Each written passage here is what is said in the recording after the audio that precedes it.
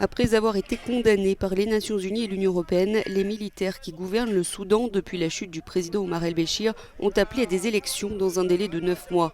Ils ont donc annulé l'ensemble des mesures prises avec le mouvement civil et pro-démocratique concernant la transition politique.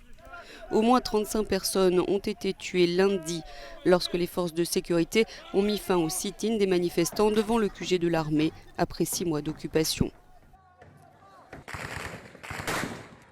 Le comité central des médecins soudanais, qui est proche des manifestants, a déclaré que des dizaines de personnes avaient été tuées, dont un enfant de 8 ans, et que le bilan allait probablement augmenter.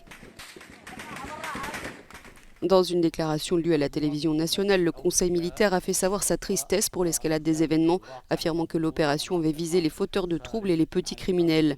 Puis tôt ce matin, il a annoncé qu'il cessait toute négociation avec l'Alliance pour la liberté et le changement, fer de lance de la contestation.